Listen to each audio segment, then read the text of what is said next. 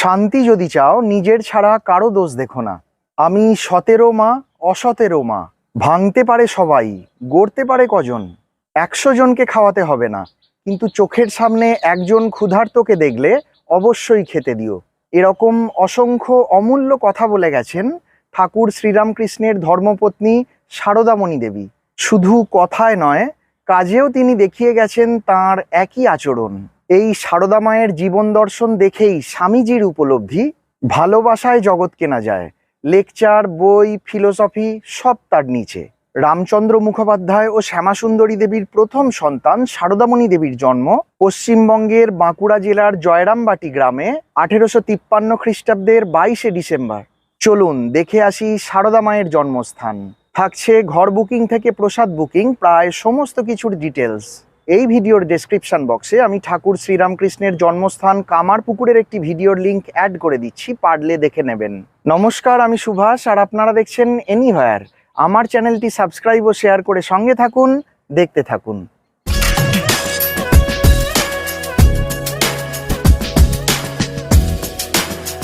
পথ নির্দেশ ঠিক যেভাবে বলা আছে আগের কামারপুকুরের ভিডিওতে, যেটা আমি এই ভিডিওর ডেসক্রিপশন বক্সে দিয়েছি। একই কথা আর বারবার বলছি না, ভিডিওটি দেখে নেবেন। কামারপুকুর থেকে জয়রামবাটির দূরত্ব প্রায় 6 কিলোমিটার। মাঝে অতিক্রম করতে হবে এই আমোদর নদ, যা হুগলি ও বাঁকুড়া জেলার সীমারেখা। চলুন দেখে আসি জয়রামবাটির গ্রাম দেবী দেবী সিংহবাহিনীর মন্দির। তো এখন যেখানে যাচ্ছি এটা হচ্ছে সিংহবাহিনী মন্দির, বুঝলেন। আচ্ছা এখানে 4টে মূর্তি আছে, ছোট ছোট পিতলের ঘটের মতন দেখবেন। আচ্ছা এগুলো সব মায়ের স্বপ্নে পাওয়া মূর্তি। আচ্ছা। তো ঠাকুর মা শারদার একবার খুব পেটের অসুখ হয়েছিল, বুঝলেন। খুব পেটের প্রবলেমে মা শারদা একবার ভুগছিলেন, তো কোথাও ভালো হচ্ছিল না। তখন মা শারদা এখানে এসে এই সিংহবাহিনী মন্দিরে হত্যে দিয়ে এখানের ফুল মাটি খেয়েছিলেন। তো মা শারদা ভালো হয়ে গেলেন, মায়ের স্বপ্নে পাওয়া ওষুধে ভালো হয়েছিলেন মা শারদা। সেই দিকে মায়ের মাটির মাহাত্ম্য ছড়িয়ে পড়ে। এই দেবী খুব জাগ্রত দেবী, সিংহবাহিনী মন্দির। মাটি কি এটা? হ্যাঁ, এই মাটি এখান থেকে নিয়ে যায়। এই মাটি যে কোনো আপনার শরীরের অসুবিধা হলে ঠাকুরকে মাকে স্মরণ করে লাগালে মাটি খেলে ভালো হয়ে যায়, এটাই সবারই বিশ্বাস। মাটি খেলে, মাটি মাগলে মাথায় দিলে ভালো হয়ে যায়। ওকে। ঠাকুর মায়ের যেহেতু ভালো হয়েছিল।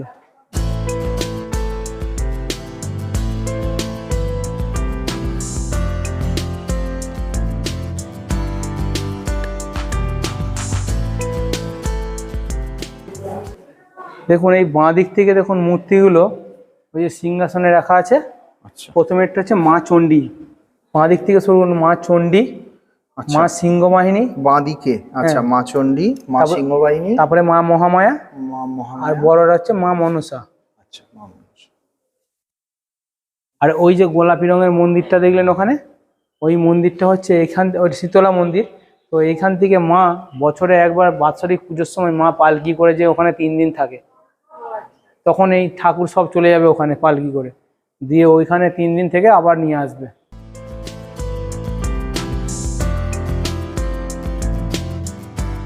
মা শারদার পেটের একবার খুব অসুখ হয়েছিল, তো সেটা কোথাও ভালো হচ্ছিল না। তখন মা শারদা এই মা সিংহবাহিনীর স্বপ্নে পাওয়া ওষুধ খেয়ে এখান থেকে ভালো হয়েছিল। সেই দিকে মায়ের মাটির মাহাত্ম্য ছড়িয়ে পড়ে। আচ্ছা। এই জোড়াম মাটিতে যা কিছু দেখছেন, দেখবেন একবারে মায়ের মানে A to Z, মায়ের জন্ম থেকে শেষ পর্যন্ত একটা মিউজিয়াম আছে, সেখানে নিয়ে যাবো। আচ্ছা। সেই মিউজিয়ামটাতে আপনি সব পেয়ে যাবেন। হ্যাঁ, শুনেছি।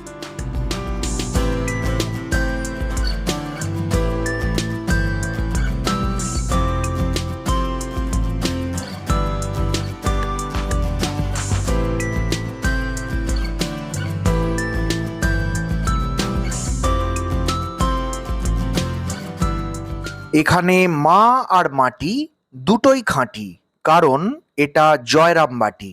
সত্যি, যে মাটিতে সারদা মা ভূমিষ্ঠা হয়েছিলেন সে মাটির অলৌকিক ক্ষমতা থাকা অস্বাভাবিক কিছু নয়।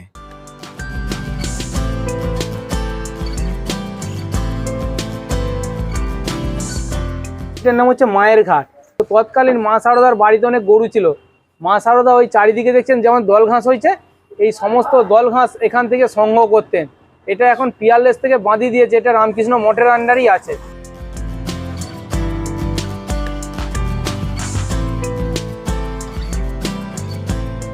এই যে দেখছেন এখানে 5টা গাছ লাগিয়েছে, আমলকি, বেল, অশোক, বট, অশ্বত্থ দিয়ে পঞ্চবটি করিয়েছে।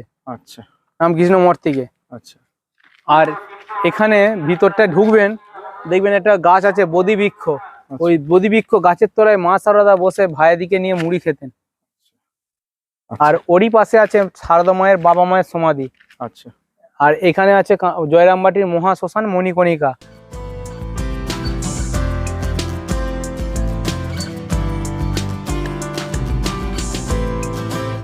চলুন ঘুরে দেখি শ্রী মা সারদা প্রদর্শনী কেন্দ্র।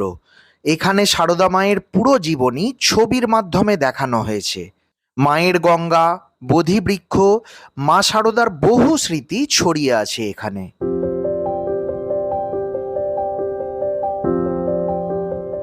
আর এইখানটা হচ্ছে শিব মন্দির করা আছে, বিশ্বনাথ শিব।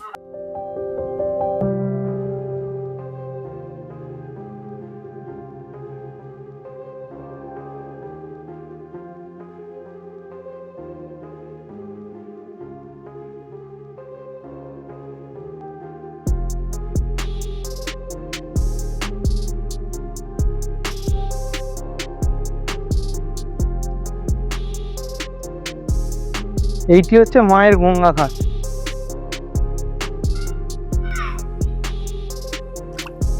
এই যে গাছটা দেখছেন তো, এইটা হচ্ছে বোধি বৃক্ষ। ঠাকুর ওই মা সারদা ভাইদিকে নিয়ে চান করাতেন, মুড়ি খেয়ে যেতেন এই ঘাটেতেই। আচ্ছা, কোন গাছটা বোধি বৃক্ষ? এই যে এইটা। আচ্ছা, ওই অশ্বত্থ গাছটা? অশ্বত্থ গাছটা। আচ্ছা, নিচে নামবেন না কিন্তু, বিরাট স্লিপ। এটা সারদা মায়ের বাবা মায়ের সমাধি। হ্যাঁ। বাবা মায়ের নাম? শ্যামা সুন্দরী দেবী এবং রামকুমার মুখার্জি। আচ্ছা।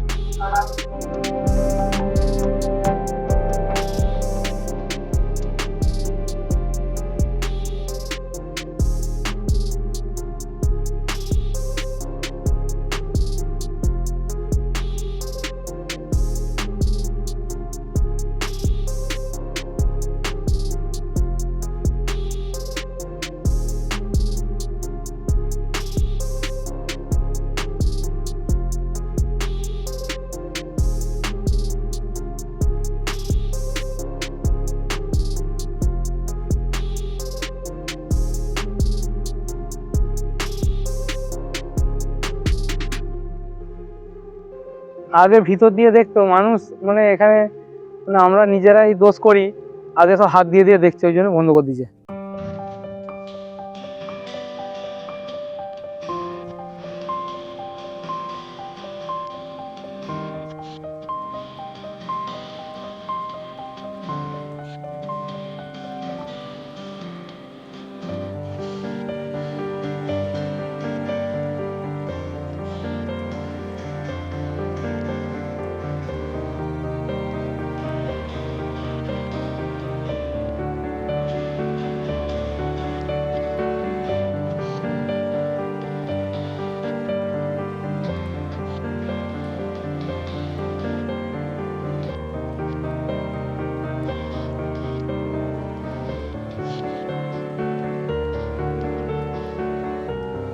আমি বুদ্ধদেব দাস, আমার বাড়ি কামারপুকুর।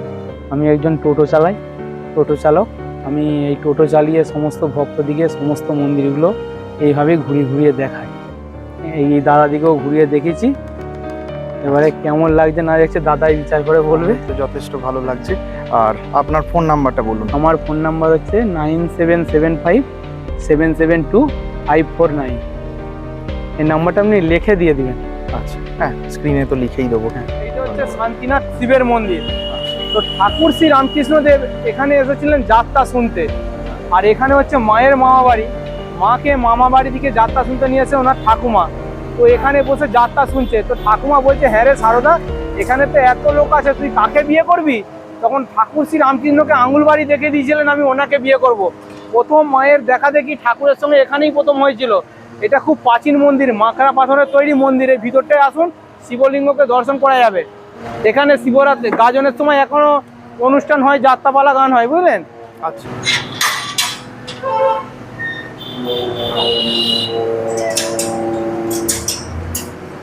জয় বাবা ভোলানাথ।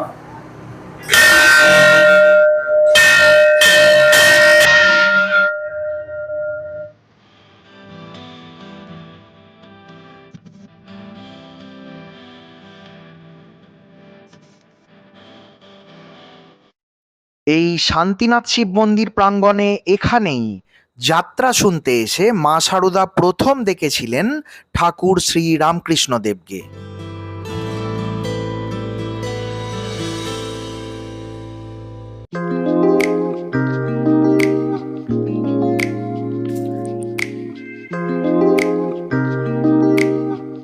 তো আমরা এখন এসে গেছি হৃদয় মুখার্জির বাড়ি, বুঝলেন। আচ্ছা, এখানে আসুন, এই যে হৃদয় মুখার্জির বংশধর আছে, উনি আপনাকে সব ভালো করে বুঝিয়ে বলে দেবেন।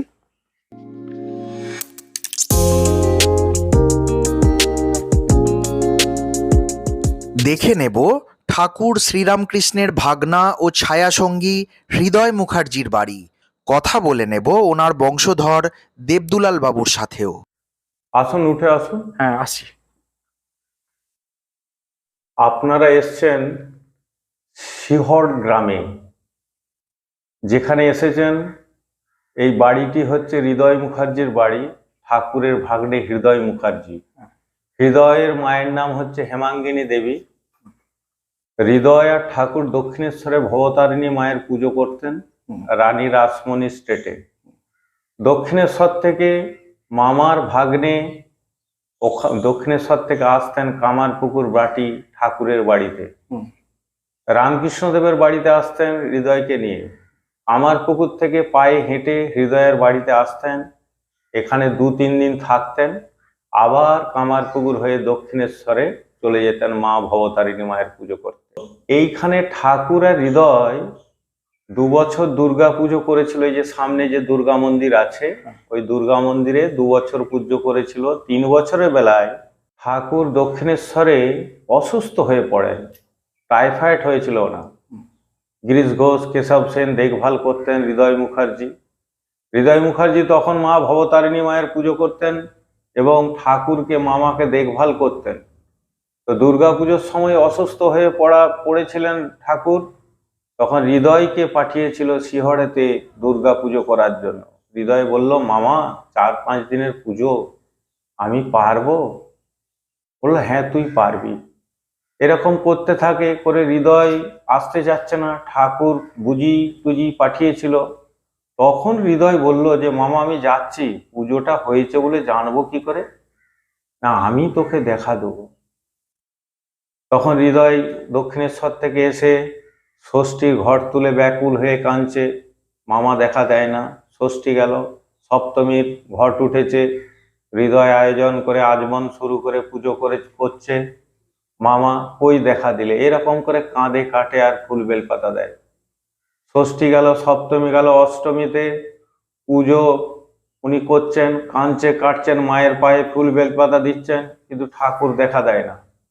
সন্ধির আয়োজন করেছে, সন্ধি পূজার জন্য হৃদয় ব্যাকুল হয়ে কাঁদছে কাটছে, মন্ত্র বলছে এবং ঠাকুরের পায়ে ফুল বেলপাতা দিচ্ছে। যখন সন্ধির আরতি তুলেছে, তখন দেখছে যে ঠাকুর গলায় কাপড় দিয়ে দাঁড়িয়ে আছে দুর্গা মায়ের পাশে। সূক্ষ্ম শরীরে দেখা দিয়েছিল হৃদয়কে। তো হৃদয় মুখার্জিকে বলেছিল, দেখ হৃদু, আমি এসছি, তুই মাটির প্রতিমায় প্রাণ এসেছে কিনা নাকে তুলো ধরে দেখ। তো হৃদয় মুখার্জি দেখেছিলেন শ্বাস প্রশ্বাস বেরোচ্ছে। হৃদয়কে নিয়ে দক্ষিণেশ্বর থেকে কাশী ধামে গেছিলেন। তৈলঙ্গ স্বামী অসুস্থ, জ্বর হয়েছিল, ওনাকে দেখতে গিয়েছিলেন ওনার বাড়িতে। ওখান থেকে সকালবেলা কাশীতে শালগ্রাম শিলা বিক্রি হয়, ঠাকুর একটা করে নিচ্ছে আর মুখের ভিতর থেকে বার করে ঝড়ায় রাখছে। তখন হৃদয় জিজ্ঞেস করেছিল, মামা তুমি আমাকে বাস্তু দেবতা প্রতিষ্ঠা করবে, এঁঠো করে দিচ্ছ যে? তখন ঠাকুর বলেছিল, ওরে বোকা, শালগ্রাম শিলা দেখতে হয়, রাগিও থাকে ঠান্ডাও থাকে। খানিকক্ষণ বাদে অন্যটা নিয়ে বলছে, ওরে হৃদু পেয়েছি। বলছে, কি পেয়েছো গো মামা? বলছে, তোর বাড়িতে যে বাস্তু দেবতা প্রতিষ্ঠা করব, শালগ্রাম শিলা, বললো পেয়েছো? না, হ্যাঁ, এইটি তোর বাড়িতে ঠিক হবে। ওই যে সিংহাসনে আছেন উনি, আচ্ছা, শালগ্রাম শিলা উনি নিজে হাতে এনেছিলেন। আর আমি হচ্ছে হৃদয় মুখার্জির নাতির ছেলে দেবদুলাল মুখার্জি। আচ্ছা, হৃদয় মুখার্জির ছেলে হচ্ছে দক্ষিণাচরণ মুখোপাধ্যায়। আচ্ছা, দক্ষিণাচরণ মুখোপাধ্যায়ের ছেলে হচ্ছে আমার বাবা বিশ্বনাথ মুখোপাধ্যায়। আচ্ছা, বিশ্বনাথ মুখোপাধ্যায়ের আমি মেজ ছেলে আচ্ছা দেবদুলাল মুখোপাধ্যায়। আচ্ছা, নমস্কার। হ্যাঁ, নমস্কার।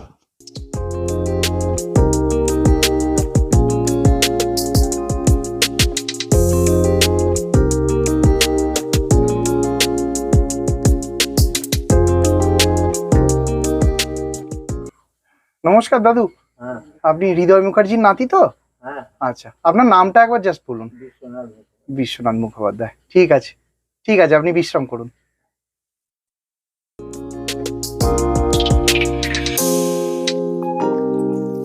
এটা হচ্ছে মায়ের মামা বাড়ি।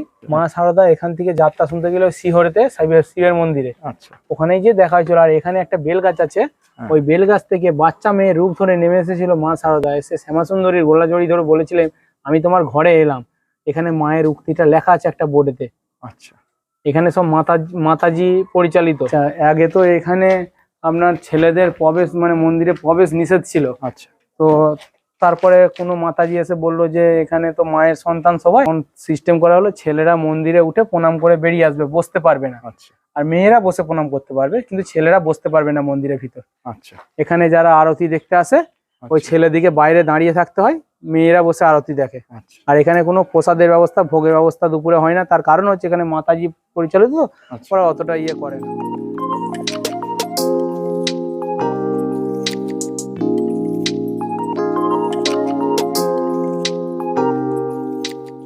কামারপুকুরের মতোই যথেষ্ট পরিষ্কার পরিচ্ছন্ন এখানকার বাথরুম এবং যথেষ্ট বড় এখানকার গাড়ি পার্কিং জোন।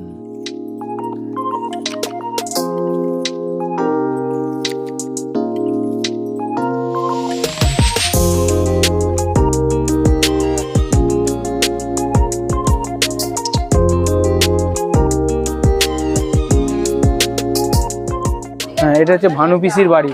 আর এই সামনেই হচ্ছে মায়ের মন্দির। এটা হচ্ছে ভানু পিসির বাড়ি। ভানু পিসি এখানে সন্ধ্যেবেলা প্রদীপ ভানু নিয়ে পিসি কে? ভানু পিসি মায়ের পিসি, আচ্ছা মানে মায়ের প্রদীপ নিয়ে চরণে এখানে প্রদীপ হাতে ধীরে ধীরে মায়ের ঘরে ঢুকে মায়ের চরণে প্রণাম করতেন, মানে এইসব করতেন। আচ্ছা আচ্ছা আর এখানে রামকৃষ্ণ মঠের পল্লী মঙ্গলের সমস্ত গ্রামের মেয়েরা তৈরি করে সব জিনিস বিক্রি হচ্ছে, বুঝলেন।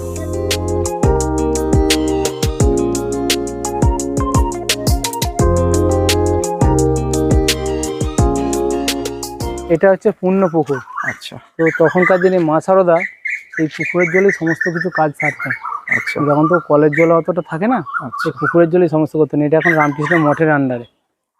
মা সারদার পিতা শ্রী রামচন্দ্র মুখোপাধ্যায়ের আদি বাস্তুভিটায় 1923 সালের 19 এপ্রিল এই মাতৃমন্দির প্রতিষ্ঠিত হয়। এই মন্দিরের গর্ভগৃহে যে স্থানে মা সারদার মর্মর মূর্তি, সেখানেই 1853 সালের 22 ডিসেম্বর মা সারদার জন্ম হয়। এটা সারদা মায়ের নতুন বাড়ি। জয়রামবাটিতে ভক্তের সমাগম বৃদ্ধি পাওয়ায় স্থানাভাবের জন্য স্বামী শারদানন্দ এই বাড়ি নির্মাণ করেন। 1920 সালের 23 ফেব্রুয়ারি পর্যন্ত মা সারদা এখানেই থেকেছেন। 1920 সালের 20 জুলাই সারদা মায়ের মহাপ্রয়াণ ঘটে। এখানকার প্রসাদ মেনু, প্রসাদ বুকিং থেকে ঘর বুকিং প্রায় সমস্ত কিছুই কামারপুকুরের মতো। আপনারা স্ক্রিনে দেওয়া ইমেল আইডিতে 2-3 মাস আগে ইমেল করে ডিটেলস দিয়ে মাতৃমন্দির গেস্ট হাউস বুক করতে পারেন। প্রসাদ বুকিংয়ের জন্য সকাল 10:30টার মধ্যে আপনাকে এখানেই আসতে হবে। আর প্রসাদ মূল্য নির্দিষ্ট কিছু নেই, আপনার ইচ্ছে মতো দিতে পারবেন। যদিও বাইরে হোটেলের অভাব নেই, তবুও পারলে চেষ্টা করবেন এখানেই থাকার।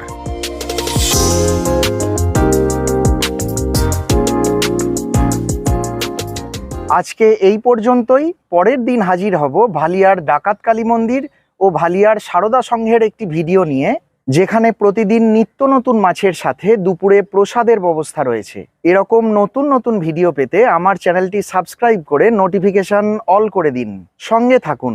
B well, be healthy, take care. নমস্কার।